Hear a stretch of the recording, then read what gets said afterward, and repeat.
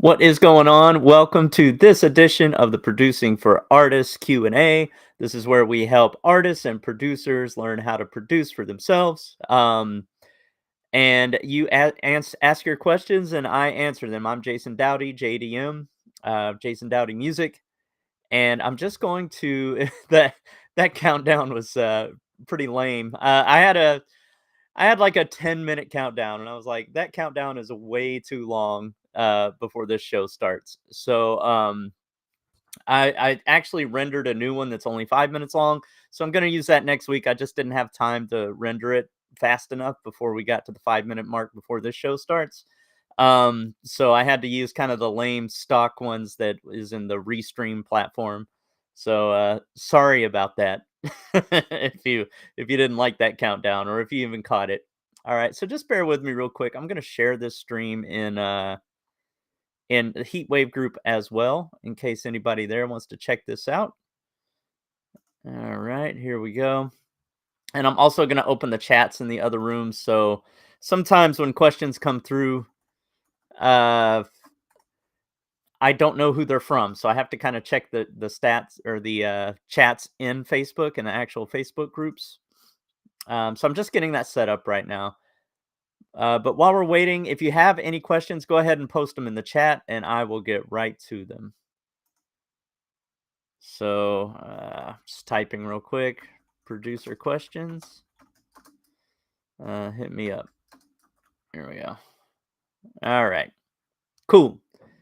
So let's see what's going on. I had one question from Salters earlier about oh, when that was in a direct message. I'm not sure if he wants me to address that in this show or not. So I'll ping him. Salters, if you do end up joining, let me know if you want me to address that question. It was about doing custom exclusives for artists, rappers in particular, and kind of some business practices. Um, so, but I don't know if that was just meant for me or if he actually meant for that to be a question for the group. So I'm not gonna ask it unless he says to ask it. All right, and I'm just opening the sessions in Heatwave and the producing for artist groups right now, so I can check your messages as they come in. What's up, EVM? Oh, is EVM. So later this month, I think. Correct me if I'm wrong, but I think it's the 28th of November. I'm going to be interviewing EVM for the Heatwave Spotlight. The Heatwave Spotlight's got a few great interviews coming up. So we've got Tank tonight. So at 8:30 p.m. Eastern time, tune into Heatwave. Check out the Spotlight. I'm going to be asking Tank Knows Best all about his career, what he wants to do as a producer, and he's going to drop some gems as well for the group. So if you're interested in learning more about music production, always check out the Spotlight.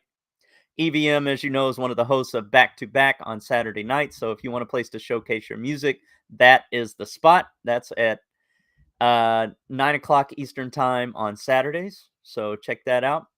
Oh, and anybody that submits to a Heatwave event will get my Vox City plugin for free as well. So if you want a free VST, be sure to sign up. Go to Heatwave Submissions. I might even have that. Hold on, I may even have that email address here. Let me check. Here, let me turn on the chat overlay, and then let me go to. I think it's under design. I think I can. No, it's under captions. Here we go. Here we go. Heatwave submissions at gmail.com. So anybody that wants to check that out, here, I'll show it. I've got it on the ticker as well. So heatwave submissions at gmail.com. Hotspots Friday, 9 Hotspot's a little bit different. That's where they actually rate your beat. And it's beats only. It's not songs for that one. But they'll rate your beat 1 to 10. That's hosted by Fiction, and then they take the top beat of the night, and they're the winner. And then they put all those winners into a tournament of fire. EVM is one of the people that's been in that tournament of fire. I've been in one of those before. It's a lot of fun when you get to those events because you got some heavy hitting producers that are battling it out. So that's pretty cool. But anyway, that's their info, and I'll leave that on the screen in case anybody's interested. If you want to have time to jot that down, not a problem. All right, cool. Hey, Salters. So, yeah, Salters, you asked me a question in the DM, and I was wondering if that's something you want me to share with the group, the answer I gave you, or if that's something that was just, between us in a private chat. They're not that heavy? That means I can ask the question? Okay, cool. I was just making sure, I don't wanna it wasn't posted in the group, so I wasn't sure if that was something. So he was just asking, he has trouble working with a few artists and a few rappers. Um, yeah, that's true, EVM. The contest does bring the best out of you. But he was asking, he's had some trouble where he'll, get with an artist, um, and then they'll negotiate a price for like a custom exclusive. I assume it's exclusive, but a custom beat for that artist. And he'll make the beat, and then he'll go back, and the rapper will say they love it, and then you send them the payment link, and then all of a sudden they're ghost. They're Audi 5000, right? You never hear from them again.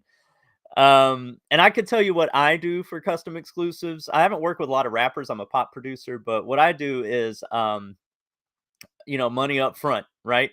I'll get the money, but I offer something a pretty cool package to make sure that they get a beat that they're going to be happy with. So what I do is I set up 30 minutes with them in video chat, and before they join me on a video chat, they fill out a form that asks them, what type of beat they're looking for, who some of their influential artists are, maybe even links to some samples that are in the similar vein, all of that. Figure out what their whole project's about. And then when you sit down with them, you get a sense of who they are as an artist. So that when you're creating something for them, you can just kind of keep them in mind, their personality, what they're striving for, links to the music they already have out, and you get an idea of who they are as an artist and what they're looking for.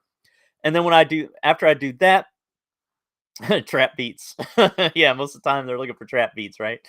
Once I do that, um, then I create like five like 8 or 16 bar loops that are in that vein, and might be something they're looking for, and then I send that over, and then they pick one, and then based on the one they pick, I find out how they want it formatted, do the transitions, drops, all of that, and I'll do up to 2 revisions. um and it's a set price, but I don't do any of this work until I get a cha-ching in the cash register. So that's how I do it. A lot of rappers probably don't want to work that way. I don't know. But if they respect you as a producer and you respect them as an artist and you want to have a business relationship, that's how I do it. Work out and I do 50-50 splits. Unless they're part of producing for artists, because if they're an artist who's learning how to produce, I will give them 75%, and we collab on the beat. Um, so of the songwriters. So what, they come up with the idea, they put together an 8 bar loop or 16 bars, or maybe they even put together, have it even formatted and everything. And then I just take it the rest of the way as somebody who's, may have a little bit more experience producing. And then they have a dope track. While they're learning, they're going to have a professionally done track. But even when I do that, it's money up front. Yeah, and contracts. And I just send them, yeah, I send them an exclusive, yeah, like it is a contract, an exclusive license, with the splits in there, their name, my name, address, all of that stuff. There's a website that I use. I think it's send beats to. Hold on, let me find it real quick, and I'll share my screen in a minute when I find it. Sendbeats2.com. Here, and I'll maybe I'll throw this in one of the chats real quick. There we go. And then I'll share my screen. So if you go here for absolutely free, here, let me find my live again. Let me share my screen. I'll share the entire screen. Here we go. All right. So you can go to sendbeats2.com, and you can create, I mean, this is the link to the exclusive license, but you can create a lease, unlimited, whatever. You can do it for free. All you need is their artist name, the price, the name of the track, and the splits. And you can, just go ahead and it'll generate it for you. And then you download the PDF and you both sign it and you're good to go. All right, cool. So let me stop sharing there. Okay. I started producing. I'm gonna start reading your chats here real quick. Yeah, you shouldn't work with people like that. Yeah, that's right. It's not necessarily. How do I put it? Like sometimes we'll categorize people as their behaviors, meaning, um, I never, like when you call somebody a liar, that's different than saying, that person lied. If that makes sense. So, all I'm trying to get at is, they could still be a good person to work with. Just get the money up front and don't allow that behavior. Set up your boundaries, right? Is that a BMI number? I'm not sure what that means. Is that a BM? What? Oh, what's up, Juan Lugo? Are you talking about a pro number? Are you asking if the send beats 2 contracts, do you add your pros into it? You don't have to. It's not a field that they require you to put in. Um, Obviously, if they're I provide it to all the artists I work with, so if they put it on a streaming platform or something like that, the link thingy. Yeah, yeah. Um, no, it's not a BMI number. You don't have to put your pro on it. It's just a website where you can generate a free contract for beats and get the PDF. They put all the legalese in there. Okay. Cool. So that's how I do it. If you if you wanted to use my site as an example, if you're like, maybe that's the way I want to do custom beats, or you could just see what I do and then, switch it up to fit whatever you do. I'll put that link in here as well. Um, Here we go. Custom track. And I'll throw this in the chat. Yeah, that was a great question, Salters. Good question. I threw my link in the chat. If you look at there's like some of the services that I offer, and it kind of lists out everything that I do. So that's one way to do it. Okay. I'm gonna go ahead and are there any I was gonna show a couple things that I've been doing today with FL Studio. Let me see here. And I'll just start going through that stuff until I see some questions pop with their 21.2. So I was playing with that and I was gonna kinda go through step by step how I'm making this beat and see if there's any insights you can get from this. If it's something you already know, hey, that's all right. But I'll share what I'm doing here and explain the workflow and all that. Okay, so let me share the tab. Let me see if I can share the tab of FL Studio. I can't. All right, so I have to share the entire screen. Let me know if this let me share the system audio. Let me know if this sounds okay. I still haven't touched that new plugin, the one you're talking about. Yeah, it's they just released it, right? Here, and I'm gonna hide this to give me a little more screen real estate. Oh, it didn't even matter. It's still. I'm gonna take the. Kind of makes me want to try a Tory. Yeah, yeah, yeah. This is like an old school, like late '70s, early '80s Stranger Things type synth sound. But I'll show you what I was doing with it, just having fun. Um, Hold on, I'm gonna take down the captions real quick, or the chat overlay, just so I can Arturia, yeah. Yeah, that's cool. Alright, just so I can share my whole screen. So, this is what it looks like. It's real simple to use. Here, let me go to the channel rack real quick. Kepler. This is it. So, it's got your ARP over here. I'm kinda scared to touch it because I have it exactly where I want it. And, I don't wanna move anything on this instance of it. So, let me open up a new Kepler real quick. But here, let me play a little bit of the beat just so you know what we're doing.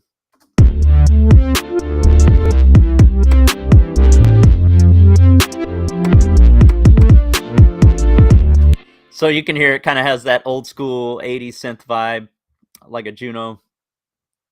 Oh, I can still read your. Let's see. Let me see what else is coming through here. Arturia. Yeah, yeah, yeah. Oh, that's 80s style. Okay, cool. Tori Lannis, Alone at Prom. Okay, cool, cool, cool. So no, no, I'm not gonna touch it. It's like it took me a while to. You have to. It's got sliders, right? And you have to slide it to match the tempo, and has to. You have to slide it exactly. Um, and it won't sync to tempo. You have to slide the ARP to get the tempo exactly. Oh, there's a question. Why do some producers trip on cymatics? All right, who asked that one? Salters. What do you mean using samples or do you mean their plugins or what about cymatics exactly? Cuz I've used both of their, they have great one-shot kits, sound kits, that what is that one? Origins. Like I use the free stuff, right? Origins and to get that lo-fi sound. I use Diablo, the free version of Diablo to make the kicks come through if I'm having trouble with that.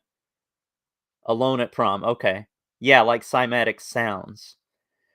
I'm trying do they have like one shots? Do they have like synth generators and things like that? I always just get their free packs from there or free plugins. Yeah, Diablo on drums, yep. I don't know if they have instrument plugins. I haven't even I know they have effects plugins, but I'm not sure if they have instrument plugins. Here, I'll Google it real quick. Cymatics. But if people are tripping on it, I would say it's probably from using sample packs and not doing anything with the samples. Like taking a shortcut to um, producing 12 beats a day, but they're not actually producing. They're just, taking their sample packs, putting them together and formatting it, right? That would be the only thing I could think that people are tripping about. I'm looking at their yeah, it's just one shot collections, MIDIs, effects plugins, one shots, Diablo, Origins, Space is a reverb plugin. Well, you got to buy those. 808 enhancer. So it's all effects stuff from what I can see, and sample packs and drum packs. Yeah. I don't know. I don't know why people would trip on that. I say use what you can get, and especially if it's free. Um, free is for me, especially if you don't need a subscription. Okay, at the vault. Yep, the vault, right? Cool. All right, so what I did with this Kepler, let me open up a Kepler real quick.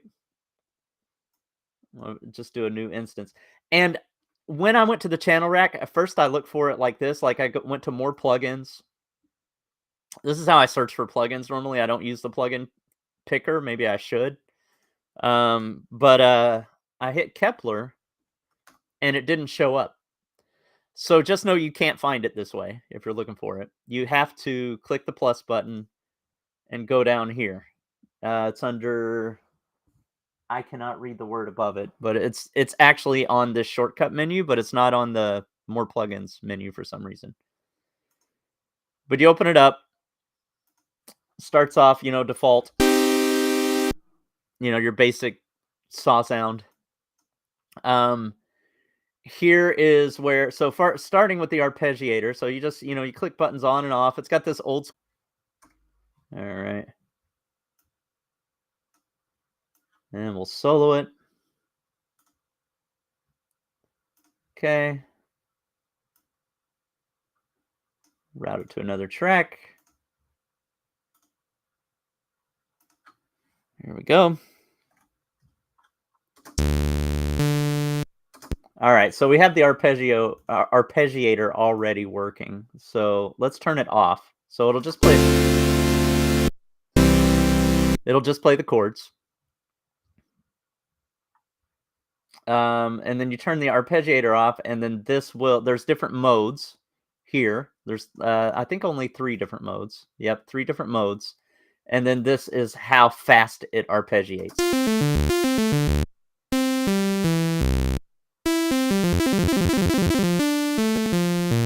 So that's something you could automate. I'm pretty sure you could do an automated automation clip for each one of these. Let me see. Create automation clip. So that's one thing you could do, right? Is speed it up or slow it down.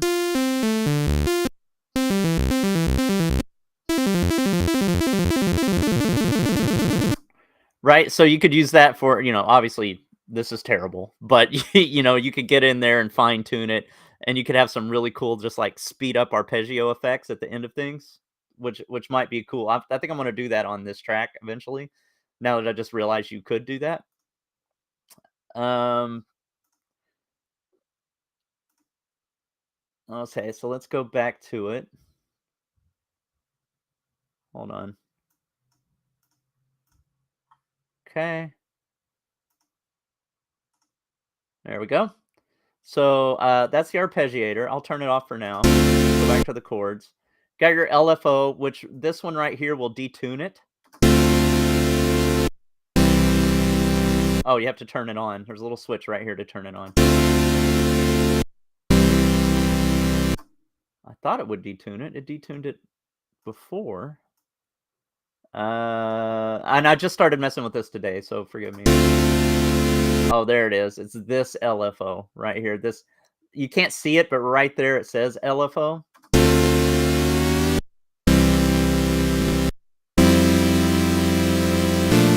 I use that sparingly just to detune it just a little bit. Um, this PVM will add more voices. Do you have to turn it on? There we go. You have to turn it on. These buttons turn things on. There we go. Now it's adding the more voices. And then this frequency right here, this is like a cutoff filter.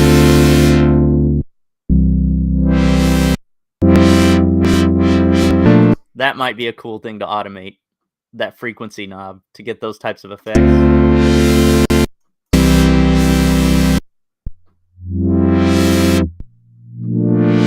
Right, to do something like that. So I'm definitely going to play with automating that knob as well. Envelope. Oh, you got to turn it on. And then what else? Oh, here's your envelope over here. So, it's got your ADSR to the right. So you can kind of get that fade in effect, automatically just by pulling up the attack there. And then you got your chorus button, which adds more voices as well and widens it out.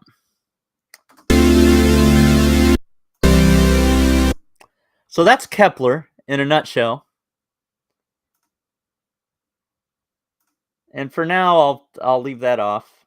With this beat, all I did was I put those same chords in here, and I just used the arpeggiator, and I turned down the attack, and I used the filter to take out some of those top ends. And then behind it, I sidechained this. Here, I probably should show what I'm doing here. So here's that Kepler. So you can see I've got the arpeggiator turned on, and I've got it detuned a little bit here, and then took the frequency down a bit to cut off some of that top end, and then turned up the attack so it has that fade in thing. Can we make our own presets in? Ooh, that is a good question. Let me look at preset. Oh, yeah. Well, obviously they have a lot of presets already. Ooh, can you save your own preset? I don't know. You probably can. I would imagine you can, because presets are possible. And this is one you probably want to create your own presets to, because it's so like there's not so many buttons that it's overwhelming, like, when you get into Omnisphere or Serum or something like that, like, it could be overwhelming. I think this is a good sound design sense to start with, if you can save your own presets. Like, I think it's a good way to if you haven't done sound design before, it's a good way to get your feet wet. Yeah. Um, and then I added this synth sound behind it, and I side chained them together. So, I side chained it, you can see it here. So this is that second sound. And if we remove the side chain effect, it just sounds like just like that. So just, chorused it out, made a nice wide synth, added a little drip to it. But I felt like it was getting in the way of the ARP, so I side chained it over here and I put the fruity limiter on there so that every time the ARP hits, it pulls back.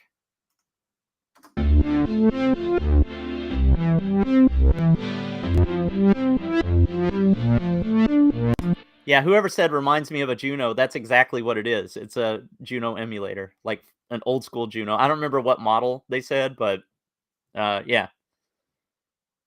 Okay, by the triangle we can. Does that mean by the triangle you can save it as a preset? Who said that? Who said by the triangle? Salters. Um, I don't know if that means you can save it as a preset. Salt said it, yeah. Um, I don't know if you can save it a presets in Kepler or not, but I will know by our next Q&A. I'll figure that out.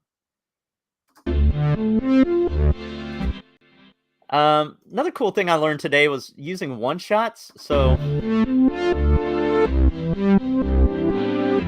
to get this swell chord effect, um, here let me highlight it. Let me go to that pattern real quick.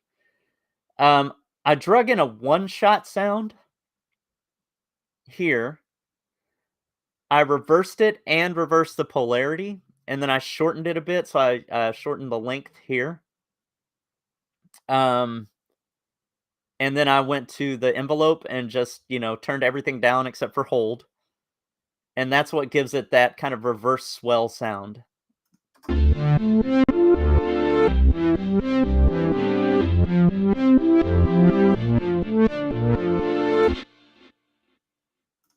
Anything else I did on this one? Oh, bass. I'm starting to use Flex. So I don't know how many of you. I think most people in here are FL Studio users. Um, Flex is one of probably the most underutilized plugins that they have. I downloaded a new pack. Let me see if I can find it real quick. So in Flex, I downloaded a new pack, this Bass Utopia pack. Obaid, I think that's what they call it. I don't know. And I found this one called Inner Moon, and then I also used a sub bass underneath it. But here's what Inner Moon sounds like if you're interested.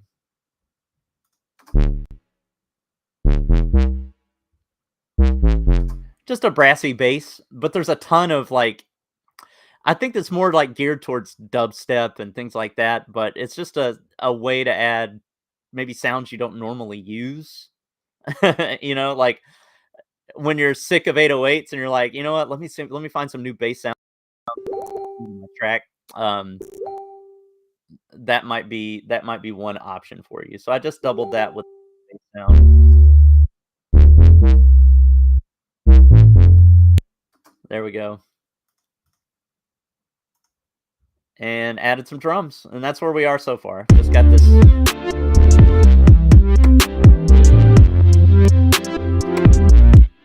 Oh, I don't like this rim. I'm gonna take this rim out. But anyway, that's what I've been working on. I hope maybe we learned something from that. Next, I'm gonna try the because I just downloaded the update. Next, I'm gonna try the mastering tool, and there's also a new vintage phaser. I'm gonna try that out and see if there's any cool effects we can get out of that. But anyway, if you're looking for Kepler, it's not in the manage plugins section or the plugin picker. You can only I think you can only find it when you open the channel rack by hitting that plus button and searching this menu here. And mine's at the bottom, but you have to look through here. Yeah, that's an effects plugin, the phaser. Vintage phaser is what it's called. Let me find it. I haven't used it yet, but vintage. Oh, it'd be in the mixer, obviously. It wouldn't be in the channel rack. So here we go. So it looks like this. Vintage phaser. So I have not used this yet, but looks like we've got, your phasing, your modulating, your delay, and your levels. Um, I have not played with this yet, but if I figure out anything cool, I'll be sure to share it. Yeah, yeah, FL Studio. I mean, the industry standard for recording has always been Pro Tools, as long as I can remember, but not necessarily for producing. And every DAW can do everything now. So yeah, I mean, it's almost like there's like 4 or 5 of them that are becoming the industry standard. If you're a Mac user, a lot of people use Logic, then FL Studio, and then it depends on your genre too, right? Like dance producers, what is that one they use all the time? Ableton Live, right? They use that one. So I think it kind of depends on your genre. Definitely FL Studio rules hip hop, and probably like Afro beats and stuff like that. Yeah, recording and engineering, Pro Tools, most definitely. Yeah, if you go to any major studio, chances are if they're mixing your track, they're using Pro Tools. Yeah, DJs use Ableton. Cool. Here, let me stop sharing, and I'll put the chat overlay back on. There we go. Producer questions. When do you know when it's done? When do you know when it's done? When what's done? Your track? Is that the question? Like when your track is done, when your song is done? Oh, it's the dark one. Hey, what's up? What's up, Serafina? Do you know when it's done? If you're talking about track, um, it depends. If you're making it for yourself, you're the one who decides that it's done. Well, and if you're working with a client, you're still the person that decides so it's done, but you do everything in your power to make sure that they're as happy as can be with, reasonably. Yeah, a beat, a score, a song, or whatever, right? Yeah. So it's a decision that somebody makes. The way that I know mine is done is I use a reference track. So, and it depends on what the purpose of the song is, right? Like, let's say I'm making a beat. Let's say making a beat for a beat store to lease to artists. All right. So, the way you know it's done is you listen to a beat that's similar to it, format it similarly because it was popular songs are formatted the way that they are for a reason. It's because humans are conditioned to hear songs in a certain way. It's the same with movies, right? Like they're all 120 minutes long, and halfway through at the hour mark, the there's some big event happens, right? With script writing, there's a similar formula to it. Same with songs, and it's just because people are used to it and that's how they expect to hear it.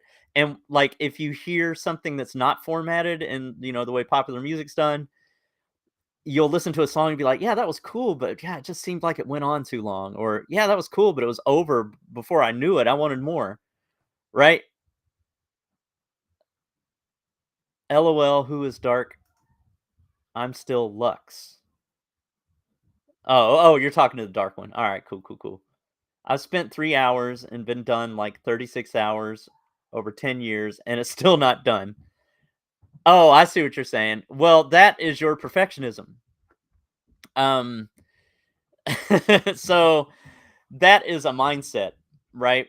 Um, it's cool to strive for perfection, but if you strive too long, the magic that you had at the beginning for your inspiration may fade away, and you might be overanalyzing it, overthinking it, and making it worse, right? There's a sweet spot where you have the inspiration, you get excited, you're fine tuning it, you're tweaking it, you're getting it the way you want it.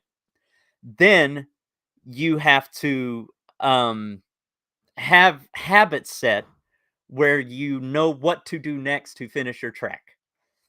And all that means is, get good with transitions, get good with formatting, get good with knowing how long you want your verse, your chorus, your breakdown, your whatever it is. And like I said, it all goes back to the purpose you're making it. Um, maybe you spend a really long time. If you're like Mozart writing his last requiem, sure, that's going to take years and years, right? So if, it depends on how long your piece is and what your ambition is. But for most popular music, learn the most popular formats, like 8-bar intros, 16-bar verse, 8-bar chorus, 16-bar verse, 8-bar chorus, bridge or breakdown, chorus, outro, or whatever it is, right? Just know what your most popular formats are based on the genre that you're in.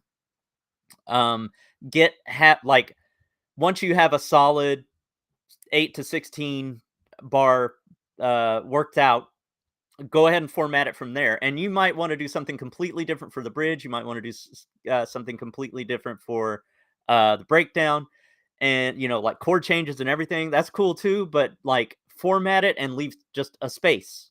Leave your 8-bar space or your 16-bar space or whatever it is, and then have that so you can just focus on that part, and work makes the transition sound seamless and all of that. So how do you know you're done? You're the only one who can decide that.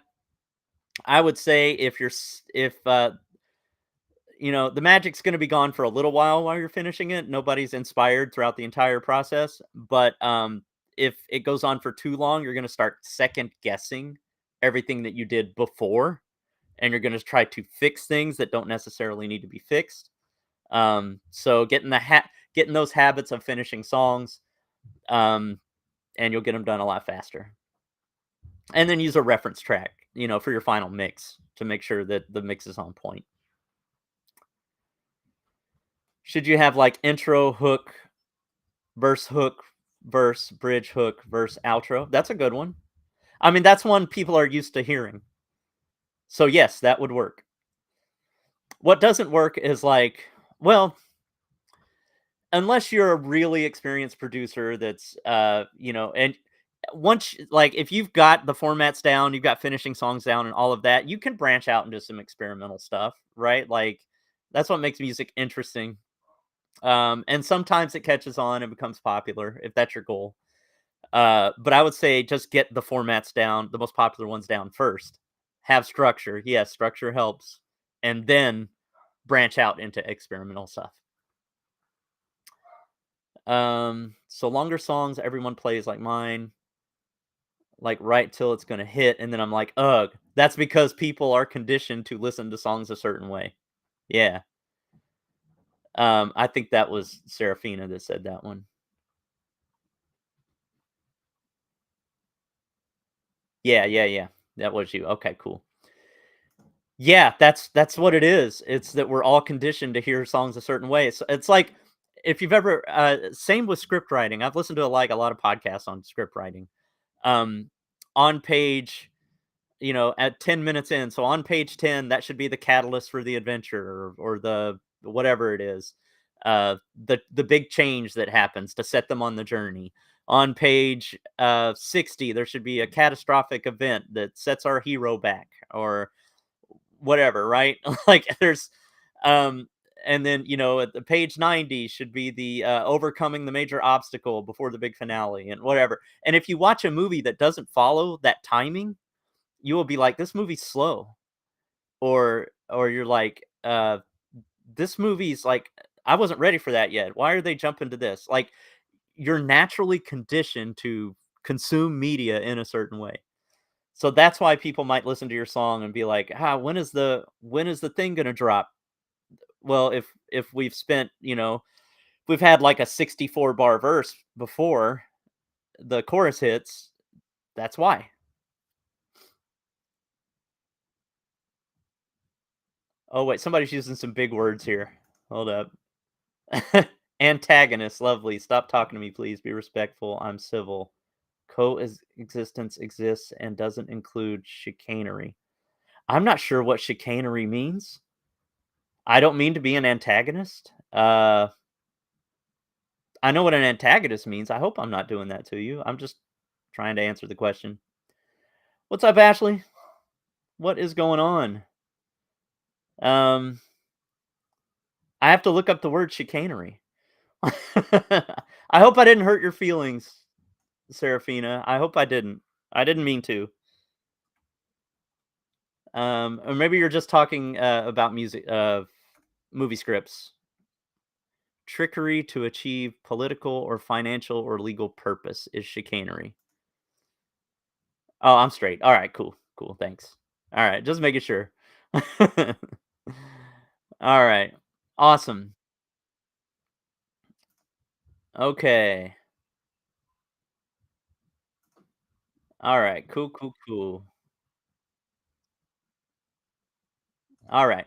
So let me see if there's any more questions popping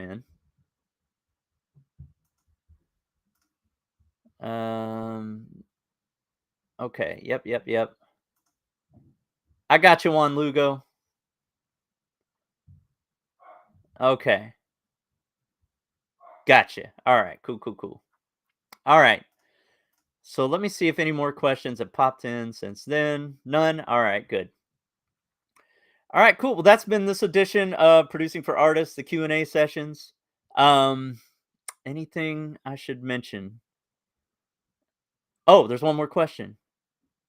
3 different auto tunes at once. Would you recommend using 3 different auto tunes at once? No. I wouldn't. Um, I can't think of a reason to do 3 auto tunes at once. I could think you might want to tune your vocals using Melodyne or, uh, Newtone or something like that.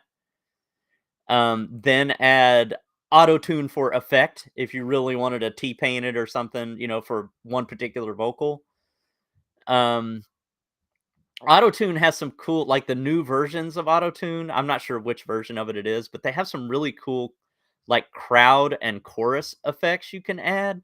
But you can do all of that in the one plugin. Like you can tune the vocals and make it sound like there's 60 people, singing at once, right? So I can't think to be different. Use 3 auto tunes at once. Yeah, I can't think of a reason to do that. um, Not at once. I could think of a reason to use 3 different auto tunes on 3 different, mixer channels for 3 different vocals or 3 different instruments or something like that. But well, actually, you wouldn't need it for an instrument unless your guitar's out of tune, or something. Um, like Krotos, Mutator, and Grailian. I'm familiar with Grailian, but I'm not familiar with the other 2. I would say it only takes 1 to do the job that I know of, unless Krotos or Mutator has some different effects. But I think if they have those effects, they will also tune your vocals. So use tune, one tuner to tune them. Yeah. Wave's real tune, pitcher. And Terra's like, well, I'm learning a lot. There's a lot out there. And Terrace is Mutator. Oh, okay. The same people that make Autotune. Got it. Yeah, I haven't. I have old school Autotune, so I haven't upgraded to the new one or anything. When you're in game music, we use it. Oh, okay. Cool. Yeah, I wish I had time to. Do you mean when you say game music, do you mean like creating music for video games or like you're gaming and you're using it for your music while you're, I don't know, maybe like live gaming some. Oh, what's that one they do, like Call of Duty, or what's the new one? I don't even know. I tried that pitcher thing once and now felt my heartbreak. It felt like Heartbreak Kanye. Oh, okay. Alright, bingo, gotcha. Yeah, like, while you're gaming. Cool. Alright. Okay, cool. Great questions. If you have any more questions, let them know. If you know oh, I do wanna mention this. Oh, Patcher is great. I told you all to yeah, Patcher is great. Oh, I have a cool, well, it's in the I have a new course coming out. If anybody in this chat wants a course on I'll give it to you for free. Just because there's not a lot of people in this, producing for artists yet. If anybody wants a course on songwriting, recording, and mixing vocals, let me know. I'll shoot it to you for free if you don't have it already. Um, Love to get feedback on it and know how to make it better for any artist that wants to learn how to do that. Nah, nobody pay. Not anybody that's in this group. Like, there's what are there 4 people? Yeah, you can get it for free, no problem. Uh, I do. Yeah, DM me anybody that wants it. That way I know because I'm looking at. I can't check all the chats at once, and it just says Facebook user. So, but yeah, hit me up. I'll send it to you for free. Just give me your email address, and I'll sign you up. But for if you know any artists that are interesting in learning how to produce for themselves and might want to use FL Studio, I have an affiliate program where if they end up buying it, you can get half the money. So if you're also interested in that, I'll shoot you a link. So DM me and let me know. All right, cool. That has been this edition of Producing for Artists. Like I said, I'm working hard to get this group to grow, reaching out to a lot of people. So I think we're going to see more and more people hopping in soon, more artists. I appreciate you guys coming. Juan Lugo, Salters, the Dark One, Ashley. Let me see. Am I leaving anybody out? Did I leave somebody out? I don't. I hope I didn't. Aaron Island popped in. What's up, AI? AI, I'm gonna be wearing a pay to producer hat before you know it, as soon as you ship it to me.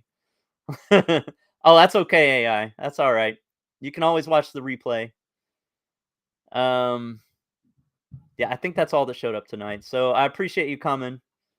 And if you want that songwriting, mixing course, all that stuff, just hit me up. I'll send it to you. All right, but that's been this edition of Producing for Artists. I'll see you next Tuesday at 8:30 tonight, so in 40 minutes Eastern time, 8:30. I'm going to be interviewing Tank Knows Best for the Heat Wave Spotlight. I'm going to pick his brain on a lot of producer stuff as well. So if you want to continue to chop it up, talk shop, we'll be doing it over there. All right. So until then, keep creating, everybody.